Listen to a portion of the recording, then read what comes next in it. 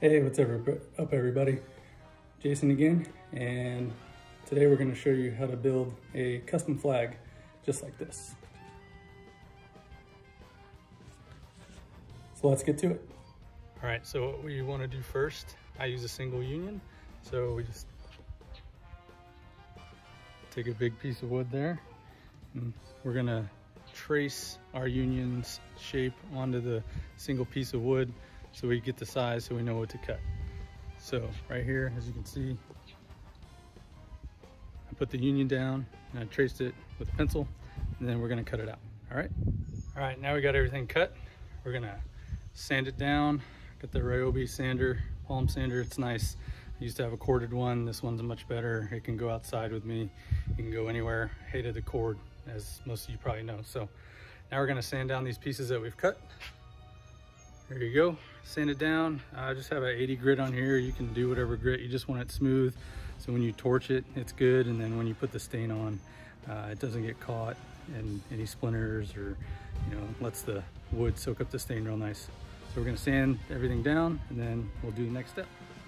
So now we're gonna torch the unions with the Bernzomatic torch here. You can get it Lowe's, wherever.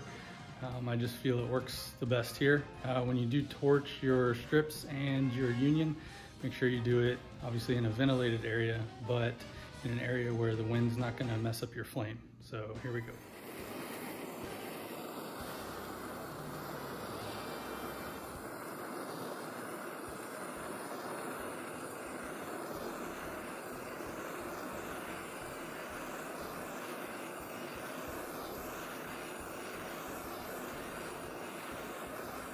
So as you can see there, it really pulls out the grain. I went over it again in certain small places, like over here, just because it was a little lighter. You try to get consistency, go over it slow, and then you get a really good grain pattern. So we've stained the union right there, charcoal black with Minwax water-based stain. And what I like to do is coat it with the gloss or the satin before we put the image on and trace it, so we don't have, and then it's easier to wipe off the residue after we carve it on there. So we're gonna put some gloss on there, let it dry overnight, and then trace the stars on, and then we'll trace the image on. But this stencil is for a different design, but most of the images I use fit nicely inside the stars. As you can see here, I'm doing another one. So there's another image that's going to go in here, but the image that I print out fits nicely between the stars. So this one's done. We're going to go ahead and carve this next, and then stay tuned. How I outline the stars and then I fill them in. So we're going to go ahead and do all these real quick, and then we'll get to the image. So we carved out all our stars right there, and we just put a coat of Minwax water-based polyacrylic clear satin on. So it's gonna have a nice smooth finish, and then we're gonna let this dry overnight, and then we'll trace on the image. So now we got our union pretty much done. This is when it gets a little faster. So you cut your strips. I use furring strips because I don't have a table saw to rip my own strips. So these are 1.5 inch strips. And I just start sanding them down on the front, make them smooth, sand the sides as well.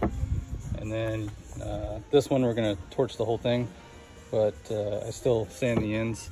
So that's what we're gonna do. So we're gonna go ahead and sand all these strips and then show you the next step. All right, so for the thin blue line strip, I like to use the Fusion All-in-One Paint and Primer Krylon Gloss Patriotic Blue. So that goes well, Patriotic Blue for the thin blue line. All right, so we're just gonna spray this strip, and then we're gonna pick out the grains from our strips to see what we wanna torch and see what we wanna paint black. All right.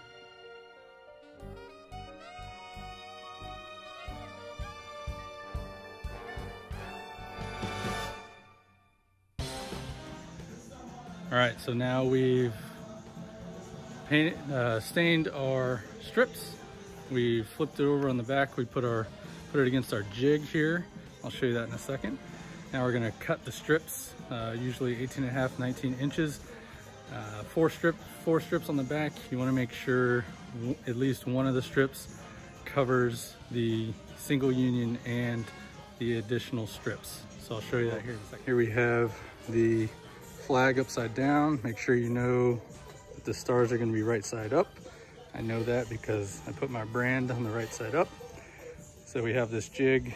It's just a couple 2x2s right here. Hammer it, push it across, clamp it, and now we've got this one. You glue and staple that or nail it. I use the Ryobi stapler. So like I was saying, you need to make sure the board is big enough to cover this, because you're gonna do staples on this side and this side. So we're gonna staple and glue and then clamp it back down.